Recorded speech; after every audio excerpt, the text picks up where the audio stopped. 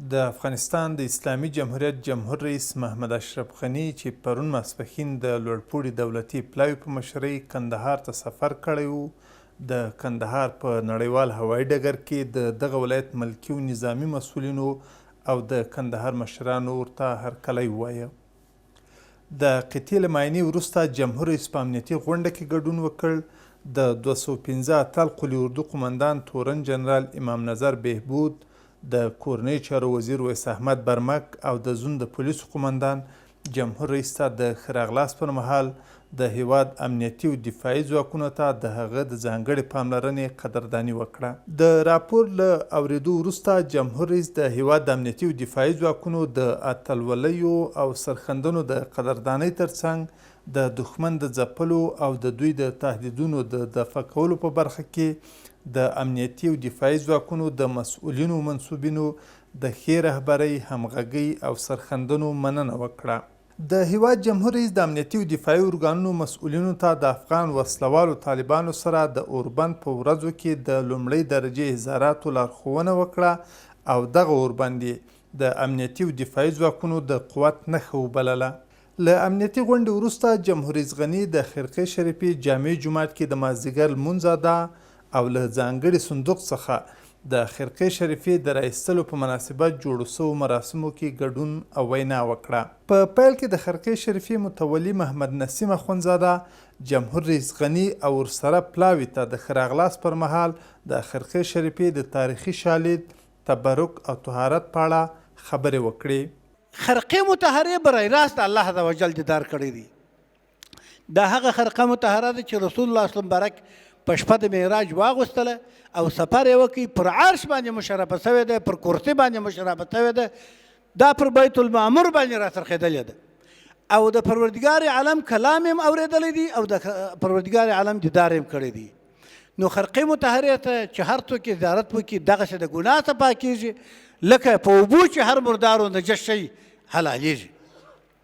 ګرانو حاضرینو محترمینو، د رسول الله صلی الله علیه وسلم د خرقې شکریه باید ټول افغانان نه ټول عالم اسلام په دې کې برخه واخلي. ورپسې د جمهوري ریاست عالي مقام ستر سلاکار ډاکټر فضل محمود فضلي له ځانګړي صندوق څخه د خرقې شریفې د رایستلو په اړه د جمهور رئیس حکم ولوست. د افغانستان د اسلامي جمهوریت د جمهور رئیس حکم د خرقې شریفې له محترمو متولیانو او په سر کې د الحاج مولوي محمد نسیم اخوندزاده د خرقې شریفې رئیس او متولی څخه غوښتنه کوم چې د حضرت محمد مصطفی صلی الله علیه وسلم مبارکه خرقه چې د دې ښار او ګران هیواد لپاره یو برکت ده، د افغانستان د خیر، فلاح، سولې او په هیواد کې د وینې تویدو د پای په هیله راوباسي. محمد اشرف غني د افغانستان د اسلامي جمهوریت رئیس. وروسته د خرقې شریفې متولیانو د جمهور رئیس په حضور کې خرقه شریفه له ځانګړي صندوق څخه راویستله. د هغې له مسح کولو او ځانګړي درناوي وروسته جمهور رئیس غني د خدای تعالی په دربار کې په هیواد کې د تلپاتې سولې، اتفاق او اتحاد دعا وکړه. وروسته جمهور رئیس محمد اشرف غني د خرقې شریفې په مناسبت جوړو سوو مراسمو ته په وینا کې دا یوه مبارکه او تاریخي ورځ وبلله. نن یوه تاریخي او یو مبارکه ورځ ده. تاریخي په دې ده چې د خرقې شریف په تاریخ کې دا دریم وار ده چې نن د افغانستان ولس بیا خرقې شریف ته مراجعه کوي چې موږ شفاعت د خدای جل شانه په دربار کې وکړي او هیلهمند یو چې خدای جل شانه د دې خرقې شریف په برکت، د دې ستر ښار په برکت چې د احمدشاه بابا اشرف البلاد ده او د موږ د ولس د شهادت او کاررواییو او په عین حال کې د لویو کارنامو کور ده، افغانستان ته سوله، همغږي، ملي وحدت او اوسایي راولي. د هیواد جمهور رئیس خرقې شریفې ته د درناوي په اړه وویل چې هغه ویاړ او هغه احترام چې ستر لوی احمدشاه بابا خرقې شریف ته درلوده د افغانستان جمهوری دولت به خرقه شریف ته کوي او دې باندې به ټینګ درېږو او د دې عظمت به همیشه ساتو. محمد اشرف غني د خرقې شریفې له متولیانو څخه د دغه لوی امانت د ښې ساتنې مننه وکړه. او زه غواړم خاصتا له نسیم اخندزاده او ټول کورنۍ نه او جناب مسعود اخندزاده له تاسو نه مننه وکړم چې دا ویاړ د افغانستان هم په وینو وسات.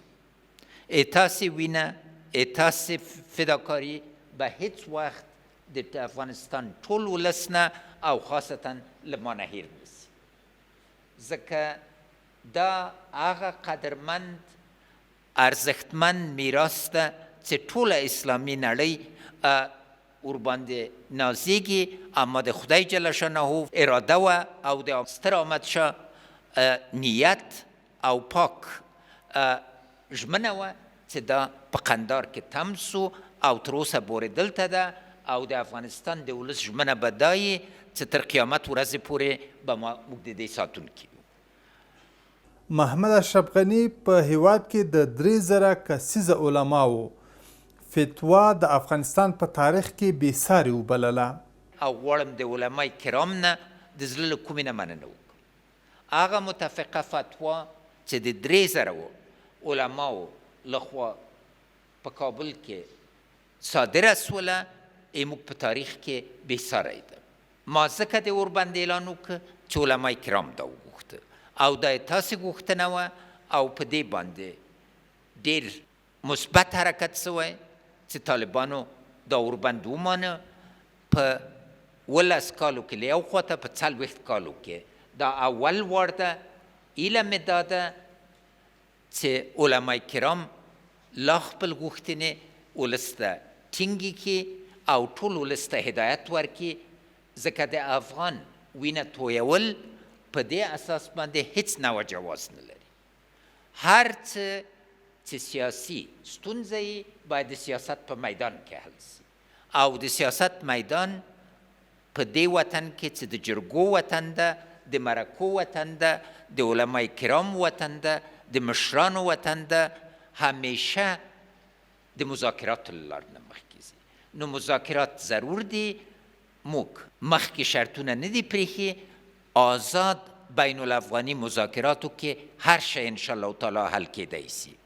موږ باید خپل وطن ټول کو، خپله یې پالنه وکړو، خپله یې ساتنه وکړو.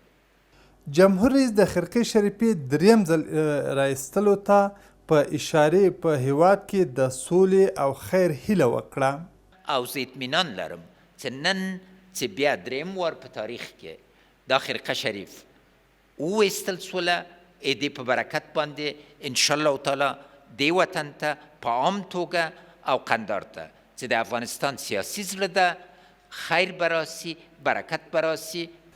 د خرقې مبارک کې له زیارت څخه وروسته جمهور رئیس غني د ورسره پلاوي په ملتیا د احمدشاه بابا له مزار څخه لیدنه وکړه او د هغه روح ته دعا وکړه.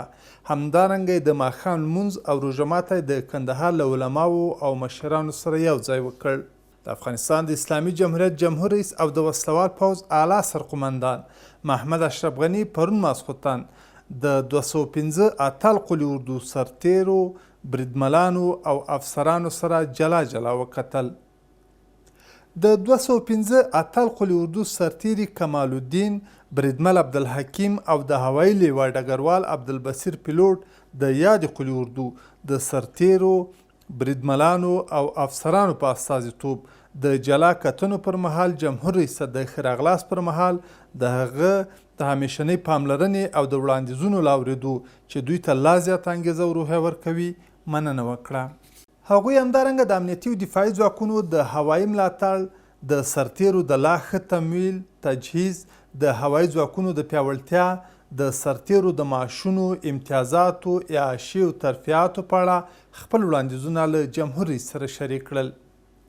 ورپسې جمهور رئیس غني د 215 اتل قلي اردو د غونډو په تالار کې د یاد قلي اردو مسؤلینو او منصوبینو سره په جوړه سوې غونډه کې ګډون وکړ. په پیل کې د 215 اتل قلي اردو قمندان تورن جنرال امام نظر بهبود جمهور رئیس غنی ته ښه راغلاست ووایه. جناب محترم رئیس جمهور و سرقماندان اعلای قوای مسلح، ما خوش آمدید میگم برای شما و افتخار، بزرگترین افتخار ما همی است که امروز شما در تالار با ما هستین. این برای بار سوم است که شما در اینجا تشریف میاریم. ما افتخار میکنیم به وجود شما و همیشه ما را حمایت کردین و از کمک ها و حمایت شما همیشه ما مستفید بودیم. ورپسې د ملي دفاع وزارت لوی درستي ستر جنرال محمد شریف یفتلی وویل. در شب قدر در تاریخ افغانستان بازم الگو ماندگار است. هم اعلان آتش بس می شود، هم سفر شما به یکی از قلوردوها ولایت بزرگ می شود، هم بازگشایی یا رونمایی خرقه حضرت مبارک می شود رسول اکرم صلی الله علیه وسلم. همه این یک الگوی از دستاوردها و ابتکارات و اینسیاتیو شخص جناب شما و همه ملت بزرگ افغانستان دراز شما و ما عسکرای رضاکار نهادهای امنیتی و دفاعی افغانستان هستیم. جناب رئیس، ما اگر تاریخ نویس نیستیم ولی تاریخ ها را انشاءالله میخوانیم، ولی ما باور داریم که جایگاه جناب شما، قلم شما، عزم شما، بالاخره تصمیم شما بازم ماندگار و جاودان در تاریخ زرین جدید افغانستان همیشه جاودان ماندگار خواهد. ښاغلي یفتلي د امنیتي او دفاعي ځواکونو د شهیدانو کورنیو ته د رسېدنې د ټپیانو د درملنې بهیر د څارلو او سرتیرو ته د پاملرنې له امله له جمهور رئیس څخه مننه وکړه. هر یتیم شهید ما را شما بالای سر دست کشیدید. برای هر بیوزن شما عزت حرمت قائل شدیم. خانه و صاحب خانه و کاشانه ساخته نشد. کلگی جاودان و ماندگار است.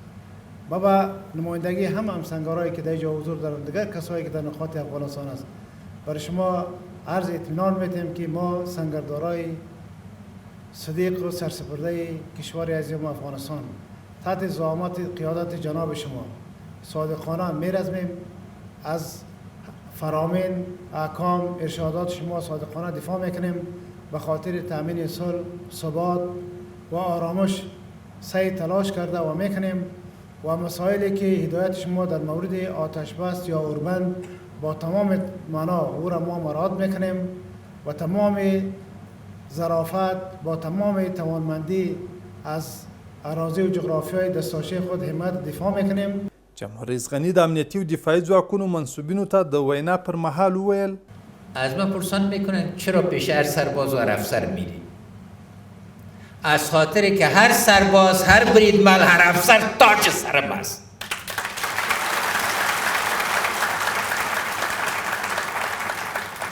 اگر قهرمانی شما نمی بود، اگر سربازی شما نمی بود، اگر تعهد شما نمی بود، در میدان سیاست هر عقلی که من می داشتم به هیچ مبدل می شد. وقتی که تاریخ از این مملکت نوشته میشه، شما استین که بقای از این مملکت نگاه کردیم و من سرتان افتخار میکنم.